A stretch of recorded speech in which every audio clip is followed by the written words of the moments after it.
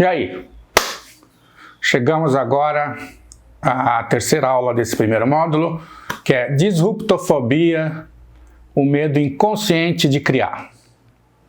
A gente estava falando, né, do medo na aula passada, e agora a gente vai esmiuçar esse processo que interfere tanto na nossa vida pessoal, mas a gente está aqui também falando de como isso interfere no nosso processo criativo e o que fazer para lidar com isso, certo? Então é o seguinte, a gente possui um conjunto de regras e dogmas, o cérebro, como eu falei, ele funciona com lógica, então tudo que a gente aprende é transformado numa coisa chamada padrão, ou seja, aquilo que o cérebro ou inconsciente conclui que é o certo. O certo e errado estão bem claros no nosso inconsciente, tá? Tirando algumas questões que a gente não consegue decidir, mas em geral as coisas óbvias viram padrões e o inconsciente assim, isso é certo, isso é errado e acabou. Como eu falei, ele não reflete, tá? Então esse conjunto de padrões é o que controla, vamos dizer assim, a gente. Nosso comportamento todo é feito através do inconsciente observando os nossos padrões e fazendo a gente reagir conforme eles, tá?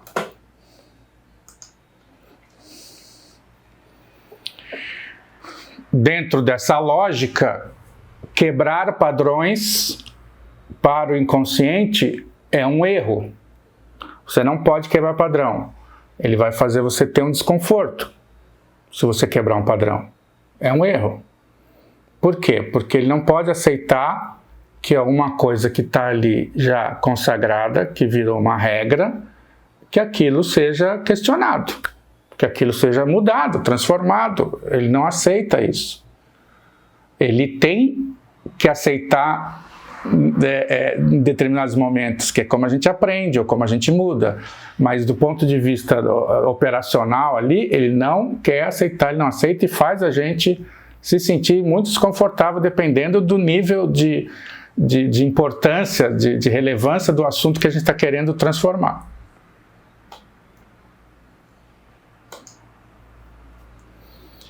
O medo é a forma que o inconsciente tem de avisar a gente, assim, está errado. Não atravesse a rua sem olhar. Não saia da prova sem responder nenhuma pergunta. Não gaste todo o seu dinheiro comprando uma bobagem. Quer dizer, tem gente que faz essas coisas. Mas ele avisa, não ande para trás, né? Não dê passo para trás, não ande de ponta cabeça, coisas óbvias, não coma sem o talher, não, é tudo óbvio que a gente acha que é óbvio, mas tudo foi aprendido, tudo virou padrão. Não saia na rua sem roupa, não, tudo vira padrão. Ele avisa a gente, e avisa também quando a gente está certo. Então a gente está com sede de tomar água, ele fala assim, boa, muito bem. Você tira uma boa nota na prova, boa, tudo bem. Ele avisa a gente, tanto quando a gente está certo, quanto está errado. Então a gente se sente bem quando ele avisa que a gente está errado, quando a gente está certo, e a gente se sente mal quando ele avisa que está errado. É a forma com que ele controla a gente, com que ele faz com que a gente se comporte conforme o esperado, vamos dizer assim, aos indivíduos de uma espécie, porque senão ia ser uma loucura. Imagina se não tivesse nenhum controle, cada um fizesse a loucura que quisesse, não ia ser possível você desenvolver uma espécie e muito menos viver em coletividade.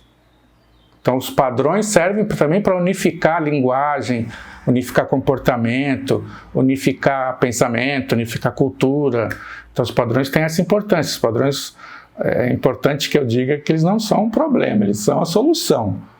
Só que eles, justamente por serem tão importantes, o inconsciente tem mecanismos muito poderosos para tentar evitar que eles sejam transformados, mudados. Mas porque faz todo sentido, né? Se você pensar, faz todo sentido. Agora, ele não é intransponível. Então, quando a mudança acontece, quando você consegue transpor esse obstáculo, aí ele aceita. De repente, antigamente, mulher não podia fumar, não podia dirigir. E as pessoas reclamaram. Aliás, essa coisa do negacionismo, quando surgiu a eletricidade, tinha campanha, pessoas faziam campanha contra a eletricidade, que diziam que era perigoso, que todo mundo ia morrer eletrocutado. Pra você ver como é que funciona essa questão da quebra de padrão e com coisas grandes e relevantes. Mas depois que a coisa se estabelece, aí ela vira um padrão. Aí todo mundo aceita aquilo, a energia elétrica é bom, tal. Como eu estava falando, assim, mulher não podia fumar, não podia dirigir. Agora, se alguém falar assim, não, a mulher não pode fumar, não pode... Aí isso é quebra de padrão. Virou natural. Então, o que acontece? Como eu falei, o inconsciente, ele tenta evitar ao máximo que as coisas mudem, mas quando muda, ele aceita. É um mecanismo muito inteligente, eu diria. Então, aí chegamos na disruptofobia, que é onde eu queria chegar, nesse capítulo que a gente vai falar, que é um medo específico relacionado à criatividade. Por que eu separei esse medo? Porque você sabendo quem é o seu inimigo, é mais fácil de você se proteger e não ficar à mercê dele. Porque se você, medo, a gente tem um medo de criar, tá, ok, e aí, o que você faz? Então, você precisa saber quais são as características desse medo, como ele se comporta, como a gente sente ele, para aí a gente saber como reagir. Então, vamos ver o que é. Tem 3 tipos de disruptofobia, pelo menos que eu avaliei, encontrei, achei que fazia sentido. É o medo social. Então tem aqui o medo social, o medo narcisista e o medo primitivo. Tá? Então vamos falar um por um agora. O medo social é o medo do julgamento alheio. Por que a gente tem medo do julgamento? Rapaz, aqui você não imagina como tá quente aqui. Nossa Senhora. Desculpa. Vou me enxugando aqui. A gente tem medo de ser excluído pelos nossos grupos sociais. O que acontece? Vou tentar explicar isso rapidamente. Uma das regras do nosso inconsciente, no caso específico da espécie humana, a gente precisa viver em grupo. O nosso gen prevaleceu. Qual foi o gen que prevaleceu lá há milhares de anos, milhões de anos atrás da nossa espécie? O gen que tinha em sua composição a questão de viva em grupo. O gen que não tinha essa composição parou no caminho lá, ficou lá no caminho, não evoluiu, não chegou lá. Então a gente é obrigado, faz parte da nossa formação, faz parte da nossa estrutura mental, psicológica, genética. A gente precisa viver em grupo. Tanto é que quando a gente tem... O que é o sentimento de solidão? O sentimento de solidão é o inconsciente falando assim, você está errado, vai lá encontrar alguém, conversar com alguém. Não é? Como eu falei, o inconsciente, quando ele acha que não está certo, ele faz a gente se sentir desconfortável. Solidão é um grande desconforto, porque é muito errado. Porque é um comando muito importante para a sobrevivência da espécie humana. Então, a gente precisa ter companhia. Como a gente precisa ter companhia, o que acontece se a gente criar alguma coisa que as outras pessoas achem que a gente é idiota, que acham que a gente é burro, acham que a gente é louco, acham que a gente não tem capacidade, acham que a gente... Qualquer coisa que as pessoas acharem do ponto de vista de crítica negativa. Esse medo faz com que a pessoa não faça isso. Por quê? Porque como a gente tem essa necessidade absoluta de viver em grupo, e se eu disser alguma coisa que meu grupo me exclua, me coloque de lado, me me critique a ponto de eu me sentir isolado, constrangido, eles se constrangerem. Então, inconscientemente, as pessoas evitam criar. Criar no sentido, o que seria criar num grupo? É pensar em alguma coisa que o grupo nunca pensou. Não tem necessariamente a ver com uma grande novidade. É uma coisa que você chegar num grupo e falar uma coisa que ninguém nunca pensou. Eu uso um exemplo que é uma reunião de skinheads. Eles se reúnem para decidir em quem que eles vão bater amanhã. Só que chega um deles e fala assim, galera, eles acham estranho falar, o skinhead falar galera, né? Galera, eu estava pensando aqui, o amor é um negócio muito importante na vida das pessoas. A gente precisa aprender a amar as pessoas. O que vai acontecer com esse cara? Ele vai ser o cara que eles vão decidir bater e não é amanhã, não, é agora. Então, as pessoas evitam, com razão, pensar, dizer, expressar coisas que podem causar problemas para ela nos seus grupos sociais. Então dá para entender que a disruptofobia, a gente está falando de medo de criar. Medo de criar significa pensar uma coisa diferente. Pensar uma coisa diferente significa trazer uma novidade para o nosso grupo social. Pode ser o nosso grupo social e pode ser para quem você está criando. Você é um publicitário, os colegas publicitários todos vão achar a sua ideia bacana. Agora, e se o público não gostar? E se o público achar ridículo? E se o público rejeitar? Aí o cliente vai reclamar e vai tirar conta da tua agência, sabe? Medo do julgamento social, medo de grupos sociais se rebelem contra o que você pensa. Então, essa é uma das coisas que interferem na nossa dificuldade de criar. O próximo é o medo narcisista. O que é o medo narcisista? A tendência é que a gente se acha, né? Tem gente que se acha menos, tem gente que se acha mais. Mas a gente tem, assim, uma autoestima em geral. É muito comum para as pessoas que trabalham com criatividade diariamente, para artista, para publicitário, para, enfim, qualquer profissão ou ofício que a pessoa tenha que criar muito, aquele momento em que a pessoa fala assim, vão descobrir que eu sou uma fraude. Eu sou uma fraude. Eu não sou criativo. Tem horas que a gente acha que a gente é Deus, né? Tem essas duas coisas. E tem a hora que a gente fala assim, não, putz, eu não sou nada. Eu não sei criar. Nada que eu fiz na vida foi bom. Blá, blá. Quem trabalha com criatividade está, vamos dizer assim, está meio acostumado com esse sentimento porque ele sabe que é cíclico. Agora, quem não está acostumado morre de medo de sentir isso.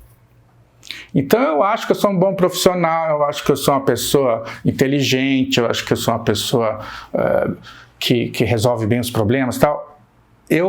Provavelmente eu vou evitar colocar essas questões em xeque. Porque se você coloca um desafio e você fala assim, vou criar um negócio, a pessoa vai ficar com medo de não conseguir, de criar uma coisa que não dê resultado, que não seja boa, né? A pessoa tem medo de se decepcionar consigo mesma. Então ele evita, não vou nem começar a criar porque eu prefiro não, né? E tem o medo primitivo. O que é o medo primitivo? O primitivo é aquele que a gente estava falando antes, mas que interfere também no processo criativo. O medo primitivo é o medo de você se sente, ou o inconsciente faz você se sentir em risco. O risco à sua integridade. O que é o risco? Seria um risco à integridade. Você está na floresta, o risco à sua integridade é um tigre te atacar. Mas o que é o risco à integridade na vida moderna e relacionada à criatividade? É o risco de o que você criar te causar problemas à sua sobrevivência. Por exemplo, você cria uma coisa na internet e é cancelado. Você cria algum produto que gera, sei lá, pessoas morrem por causa do seu produto. E aí você é absolutamente cancelado, demitido, preso. Então, o medo primitivo é esse relacionado a grandes problemas, consequências que você pode ter que comprometam a tua sobrevivência. Então, mesmo no processo criativo, tem essa influência da necessidade de sobreviver que a gente tem. Então, só um minuto.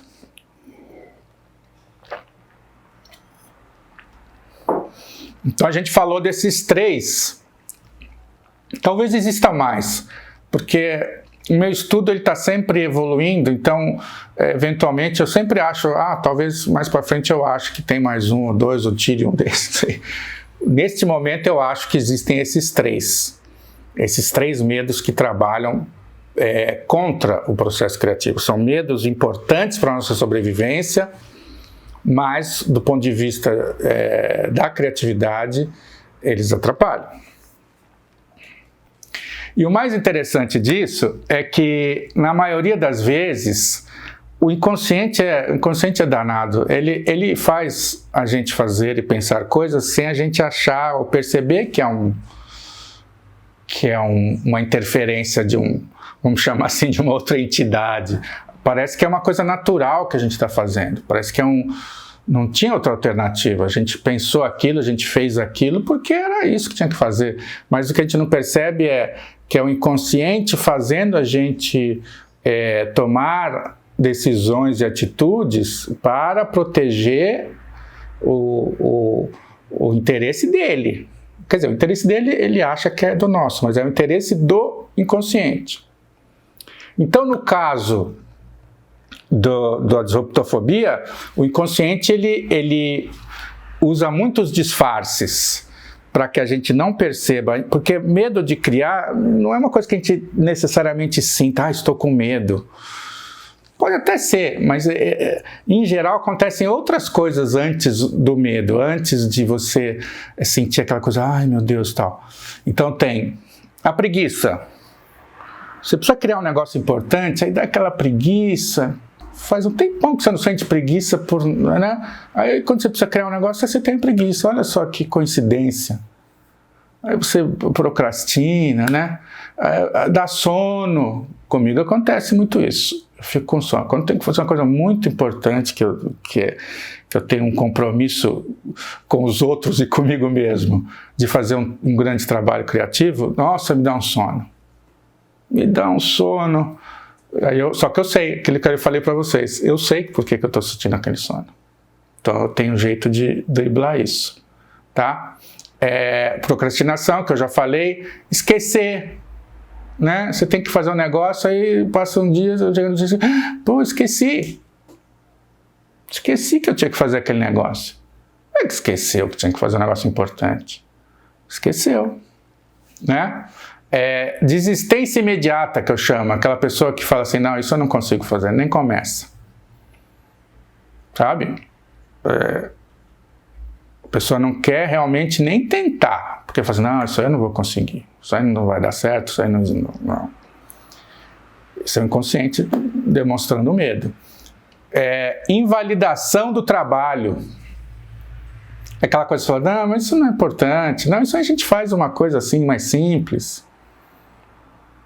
Hoje, quem cria ouve muito isso. Não, vamos fazer uma coisa mais simples, uma coisa assim objetiva. A palavra objetiva é muito usado por pessoas que têm medo de criar. Não, vamos fazer uma coisa mais objetiva. Pô, você não pode ser objetivo com criatividade? Pode, lógico que pode, deve. Então, todas essas coisas e mais um monte de outras, eu uso só alguns exemplos, são os disfarces que a disruptofobia usa para tentar evitar que a gente crie. Então é importante a gente estar sempre alerta. O consciente tem um trabalho muito importante na nossa vida. Não estou falando só em criatividade, não, na nossa vida. Se a gente deixar que o inconsciente decida tudo o que a gente faça, ou pense, ou fale, a gente está funcionando que nem um cachorro, uma vaca, um camelo, que é assim, os animais racionais são assim, eles reagem ao inconsciente deles, eles não questionam os avisos do inconsciente. Só que a gente saiu, né, dessa condição deles e virou animal racional. E por quê? Porque a gente tem uma ferramenta que muita gente não usa, que é o pensamento racional, que é o consciente. O consciente não funciona sozinho, a gente precisa acionar ele. Vou pensar nisso, vou refletir sobre isso. Então a gente precisa tomar a iniciativa de refletir e ficar esperto. Por que eu estou sentindo esse sono? Por que me deu preguiça? Por que eu... Sabe? Fica... pode ser, a gente nunca sabe se é mesmo. Pode ser que seja porque eu preciso fazer aquele negócio lá. E aí você, né, administra essa questão. Essa é uma condição realmente inegociável. Se você não desenvolver, ou se você não ampliar a sua capacidade, sua tolerância à disruptofobia, você não vai conseguir criar muito além do mais básico.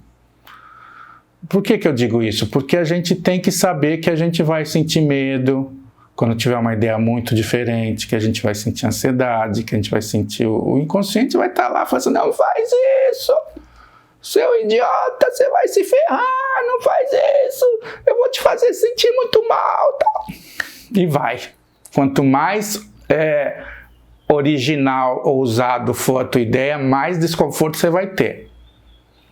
E você precisa saber que esse desconforto não é um aviso de Deus, não é uma regra intransponível, não é uma coisa... Não, é o inconsciente checando o nosso conjunto de padrões e não enxergando aquela informação. Então está errado, para ele está errado.